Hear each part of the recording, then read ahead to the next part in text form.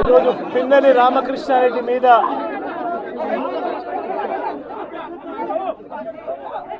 తన మీద ఏకంగా 307 అంటే అటెంప్ట్ టు మర్డర్ లాంటి కేసులు పెట్టి ఏ రకంగా అన్యాయంగా తనను జైల్లో నిర్బంధించడం జరుగుతూ ఉందో కూడా చూస్తూ ఉన్నాం. ఈరోజు రాష్ట్ర వ్యాప్తంగా కూడా ఇదే కార్యక్రమాలు జరుగుతూ ఉన్నాయి. రాష్ట్ర వ్యాప్తంగా కూడా కేవలం తెలుగుదేశం పార్టీకి చంద్రబాబు నాయుడు గారికి ఓటు వేయలేదు అన్న ఒకే ఒక కారణంతో ఏకంగా ఆస్తులను ధ్వంసం చేస్తూ ఉన్నారు, దొంగ కేసులు పెడతా ఉన్నారు. వీళ్ళే కొడతారు, మళ్ళీ వీళ్ళే అటువైపున ఉన్న వారి మీద వాళ్ళు కొట్టారు అని చెప్పి కేసులు పెడతారు.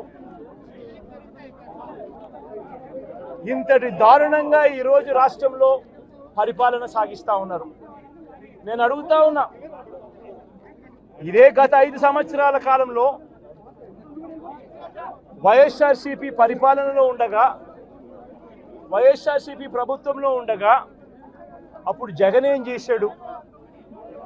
కులం చూడలేదు, మతం చూడలేదు, ప్రాంతం చూడలేదు, చివరికి ఏ పార్టీకి ఓటు వేశారన్నది కూడా చూడకుండా ప్రతి పథకము ప్రతి మనిషి కూడా అర్హత అన్నది మాత్రమే ప్రామాణికంగా తీసుకుని ప్రతి ఇంటికి డోర్ డెలివరీ చేసిన ప్రభుత్వం వైఎస్ఆర్సీపీ ప్రభుత్వందైతే, జగన్మోహన్ రెడ్డి ప్రభుత్వందైతే ఈరోజు కేవలం తెలుగుదేశం పార్టీకి ఓటు వేయలేదని, కేవలం చంద్రబాబు నాయుడు గారికి ఓటు వేయలేదని, కేవలం ఓటు వేయలేదన్న ఒక్క కారణంతో ఆస్తులు ధ్వంసం చేస్తూ ఉన్నారు, మనుషులను కొడతా ఉన్నారు, కొట్టి మరి కేసులు పెడతా ఉన్నారు.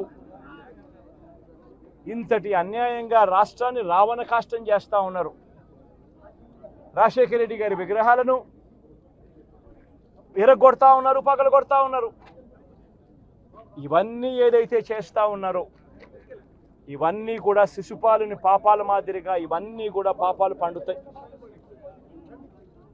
ప్రజాస్వామ్యంలో ఏదైనా కూడా ప్రజలకు మంచి చేసి ప్రజల గుండెల్లో స్థానం సంపాదించుకుని ప్రజల దగ్గరికి వెళ్ళి పలాని మంచి చేశాం కాబట్టి మాకు ఓటు వేయండి అని అడిగే పరిస్థితులు ఉండాలి తప్పనిచ్చి ఈ మాదిరిగా దౌర్జన్యాలు చేసి, ఈ మాదిరిగా అన్యాయమైన కేసులు బిగించి, ఈ మాదిరిగా ఆస్తులు ధ్వంసం చేసి, ఈ మాదిరిగా ఫియర్ సైకోసిస్ క్రియేట్ చేస్తూ